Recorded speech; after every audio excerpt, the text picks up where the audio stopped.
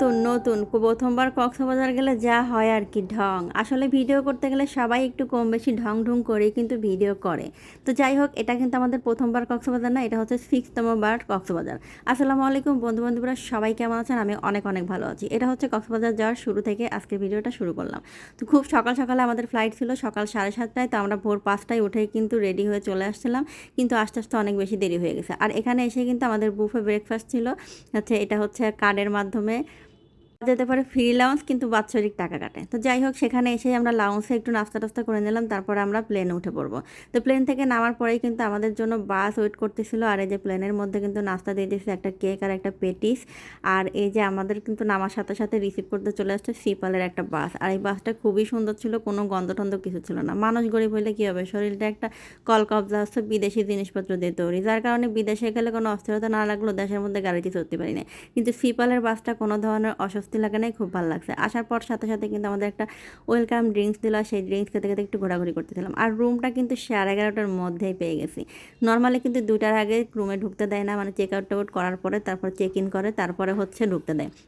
যেহেতু রুমটা ফাঁকাই ছিল, যার কারণে হচ্ছে আমরা খুব ইজিলি 11:30টার মধ্যে ঢুকে পড়ছি। তো এখানে একটা iron table, iron machine, fridge, মানে নর্মালি 5 স্টার হোটেলে যা যা থাকে সব। আর এটা কিন্তু কক্সবাজারের বেস্ট বেস্ট বেস্ট কোয়ালিটির, সব থেকে বেশি বেস্ট কোয়ালিটির 5 স্টার হোটেল। তো এই কথাটা শুনলে অনেকে হয়তো চাপাবাজি মনে করতে পারেন। আসলে যারা কক্সবাজার সবসময় যাওয়া আসা করেন বা এখানে গিয়ে থাকছেন, তারাই বলতে পারবেন যে এটা 5 স্টার মানের হোটেলের থেকেও আরও বেশি, মানে যেমন 7 স্টার বলতে পারেন। 5 স্টার মানের অনেক হোটেলে কিন্তু সেম সব কিছুই থাকে, কিন্তু এটা যেহেতু হোটেল অ্যান্ড রিসোর্ট, যার কারণে বাইরের পরিবেশটা মারাত্মক রকমের সুন্দর ছিল। আর এখানে কিন্তু একটা ওয়াটার পার্কও আছে ওদের নিজস্ব।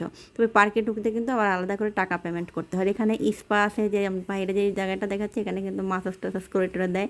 তো যাই হোক, তার জন্য কিন্তু আলাদা পেমেন্ট করতে হয়। তো আমরা প্যাকেজে ছিল আমাদের এয়ার আর হচ্ছে হোটেলের রুম বুকিং, সাথে হচ্ছে সকালের ব্রেকফাস্ট, বুফে ব্রেকফাস্ট। তো বুফে ব্রেকফাস্টে কী কী ছিল সেটা আজকের ভিডিওতে আর দেখাচ্ছি না, অন্যদিন আপনাদের সাথে শেয়ার করব। তো অনেক রকমের ব্রেকফাস্টই ছিল। আর এখানে কিন্তু আরও অনেক অনেক হোটেল আছে এই হোটেল রিসোর্টের মধ্যেই। ওদের হোটেলের খাবারের দাম কিন্তু অনেক অনেক বেশি, যেটা আপনাদের রুমের মধ্যে কিন্তু প্রত্যেকটা খাবারের দাম সহ মেনু দিয়ে দেবে। চাইলে অর্ডার করে রুমে বসেও খাইতে পারবেন, আবার রেস্টুরেন্টে বসেও খেতে পারবেন। তো যেহেতু এখানকার দামটা একটু বেশি, যার জন্য আমরা হোটেলের মধ্যে শুধু বুফে ব্রেকফাস্টটা আমরা করছি, আর কোনো কিছু খাই নাই। বাইরে গিয়ে খেয়েছি, কোথায় খেয়েছি সেটা ভিডিও শেষে দেখাবো। তার আগে বলে নিই যে অনেকে আমাকে বলতেছে, কমেন্ট করতেছে যে ফার্স্ট টাইম কক্সবাজার গেলে যা হয় আর কি। কক্সবাজারে 6বার এবং দেশের বাহিরেও কিন্তু 3-3টা দেশ ঘুরে আসছে। যেহেতু এই পেজটা আমার নতুন, তাই এই পেজে সেই ভিডিওগুলো দেখতে পারবেন না। এই পেজটা নতুন হলো, প্রায় 1 বছর হয়ে গেছে। আর আগের পেজটাতে আমার হচ্ছে কক্সবাজার, তারপরে হচ্ছে সিঙ্গাপুর, থাইল্যান্ডের ভিডিওগুলো ছিল কিছু কিছু। তারপর আমার ফোনটাও নষ্ট হয়ে যায় এবং পেজটাও নষ্ট হয়ে যায়, যার কারণে সেই পেজটা আমি আর চালাইতে পারি নাই। এই পেজটা নতুন।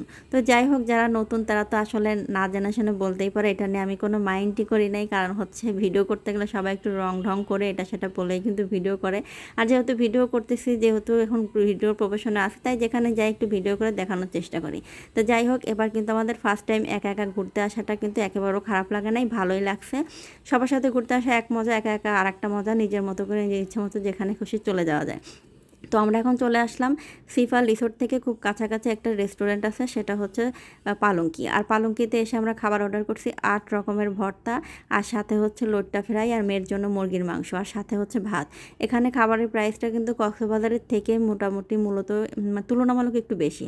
আর এটা হচ্ছে main drive road, Inani beach থেকে আরও অনেকটা দূর সামনে এগিয়ে গিয়ে। তো এবার আমরা লাস্ট মাথা পর্যন্ত যাবো দেখে কিন্তু একদম আমরা ঠিক এই জায়গাতে এসে উঠেছি, যাতে একবারে শেষ মাথা পর্যন্ত খুব কম সময়ে আমরা যা ঘুরে আসতে পারি।